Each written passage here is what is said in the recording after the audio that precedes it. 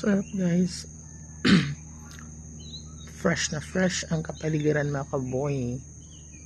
Ayan. Punta tayo sa garden ni tatay. Ayan. Check natin guys yung garden ni tatay. Ayan siya guys. Ayan, daming tanim ni tatay mga kaboy.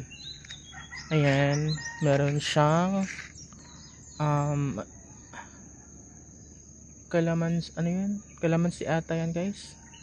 Kalamansi, tapos beans, tapos talong, and alugbati, and ito ay pechay mga kaboy. Ayan, tapos sili, ayan, mga sili.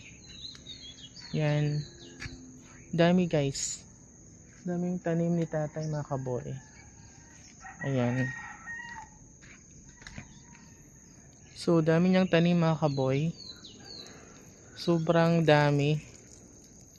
Ayan, so sa likod yan mga kaboy is ano po yan, ang likod po niyan ay sapa. Ayan, pupuntahan po natin mamaya guys kung ano po yung hitsura ng sapa mga kaboy. Pero hindi po siya sapa na malinis, madumi po siya na sapa mga kaboy.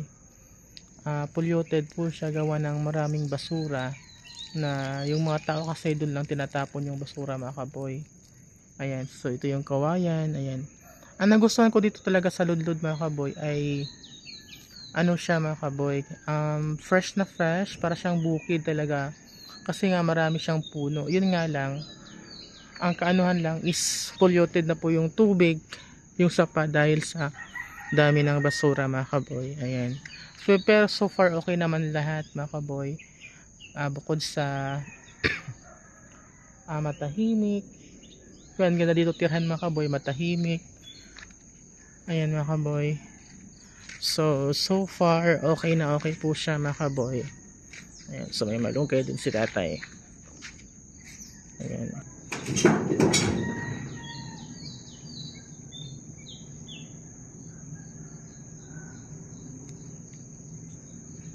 ayan, may shortcut pala dun guys. So yun si tatay guys. Ayan, medyo hindi masyadong malinis yung kuha ng ating camera. Yun, so yun si tatay guys, andun. So ito yung alugbati ni tatay. Ayan guys, ganda guys. So yun, punta tayo sa sapa mga kaboy. Punta tayo sa sapa. So andito yung sapa ni tatay. Sabi po, andito yung sapa guys. Ayan, ganda oh, may ano naman guys, mga alugbati. Yan, dami kasing basura guys dito kasi nagtatapon yung nasa ano yung taga nakatira. Hindi man lang pwedeng anuhin. Yun guys,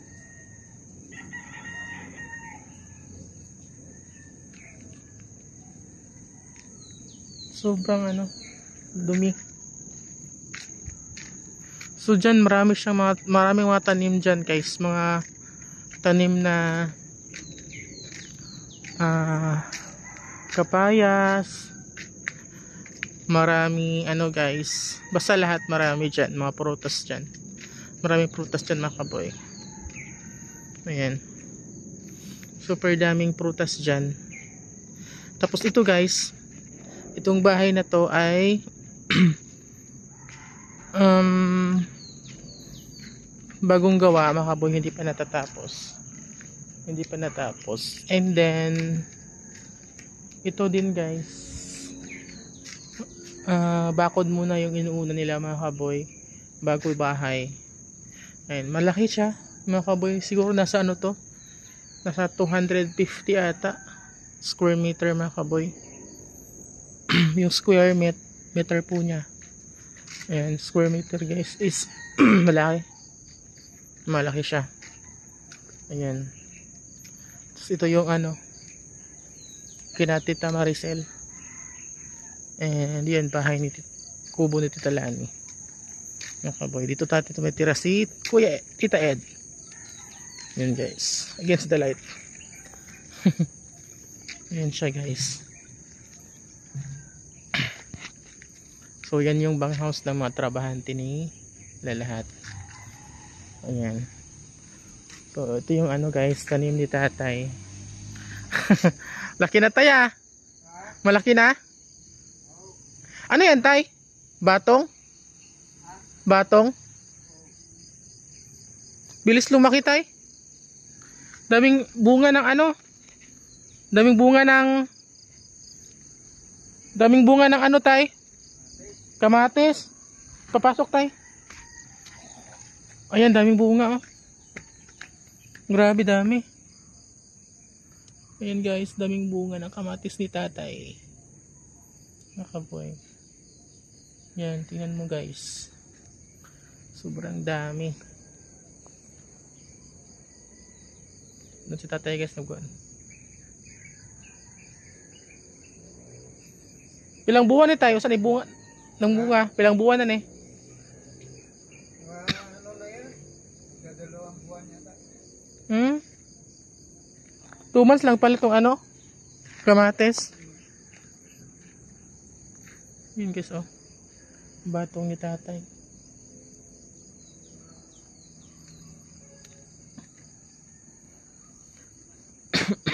Mong pizza ito, wala na tay.